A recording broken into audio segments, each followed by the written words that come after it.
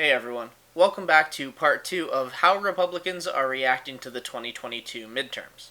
In part 1, I discussed what more traditional conservatives got out of the 2022 midterm results, and now it is time to turn our attention to the MAGA wing of the Republican Party.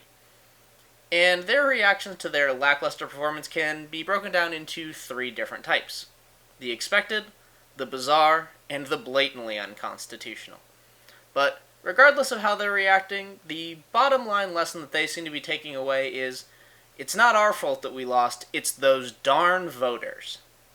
The expected response, of course, is to claim fraud and otherwise suggest that the entire system is biased against MAGA conservatives in particular. And we can see this a lot coming from people like Carrie Lake, who is currently filing all sorts of lawsuits in Arizona, as well as people like Mike Lindell, who came on and claimed that he had hacked into voting machines and was monitoring them for fraud, and of course he found that fraud. Is he releasing any of that evidence? No. Has he admitted on film to possibly committing a crime? Yes.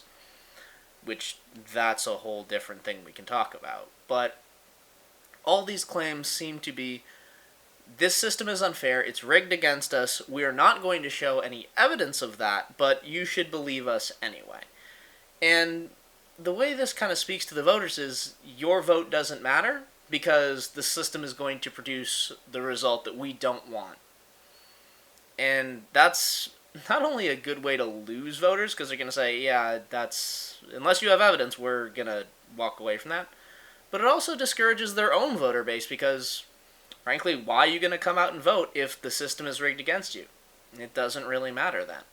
So, this whole reaction is self-defeating, but it really seems to be the mainstay of most MAGA politicians right now.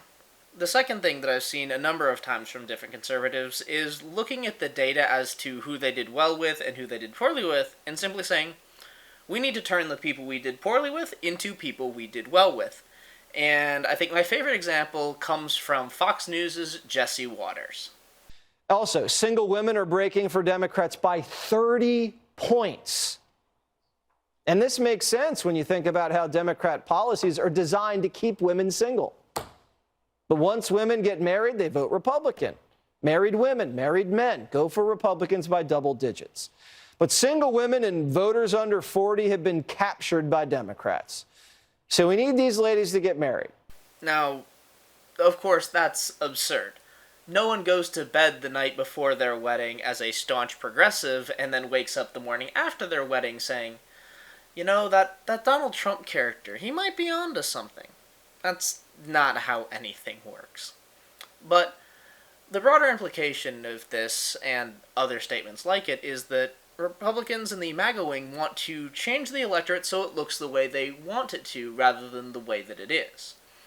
And this is somewhat understandable. They know who's going to vote for them, so if we can make more people like that, then we'll win. You know, that's looks like a solid train of logic, but the things they need to change just aren't going to help them in that way, and that's really not how reality works. But that sense that we can change the electorate is very important to them, because it gives them a sense that we can succeed in making what we want to happen regardless of how popular it is this second.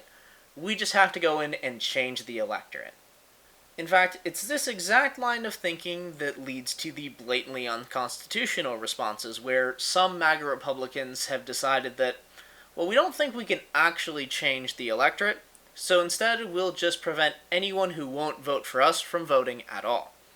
The best example of this is some of the proposals to raise the age required to vote from 18 to 21. Now, the voting age is set 18 in the 26th Amendment to the Constitution, which was passed in response to the draft in Vietnam, where the phrase went, if you're old enough to go to war, you should be old enough to vote. And, you know, that's still the case. The draft age is still 18, so it makes sense that the voting age should be there as well. But why do Republicans want to raise the age suddenly? Well, it's because they lost really badly with younger voters. So, by removing them from the voting pool by raising the voting age, that eliminates some of the margins that cost them in very key races.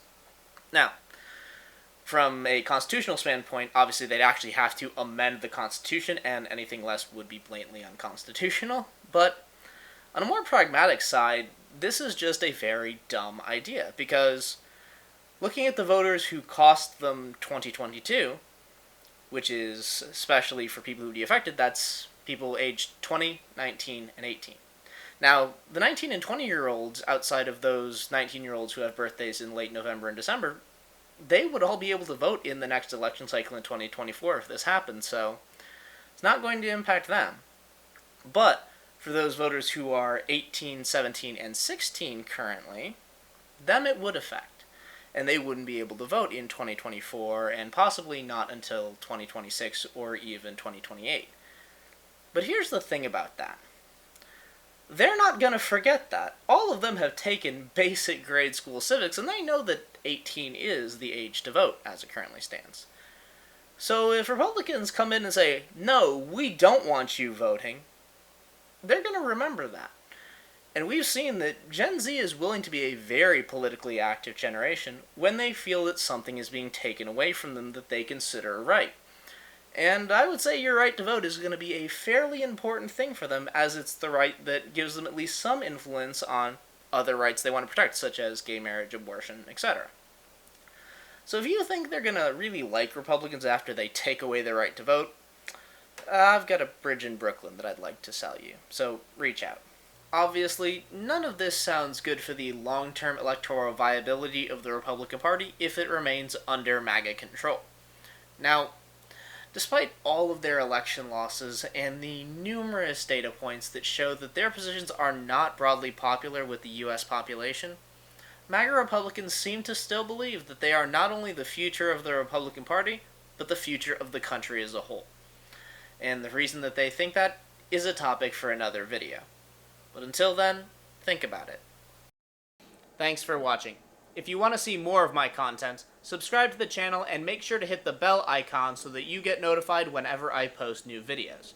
If you want to support me on my other social media platforms, all of the links you need will be in the video description below. If you have any questions about this video or another topic that you'd like me to discuss, leave me a comment and I'll do my best to get you an answer. Thanks again for watching, and have a great day.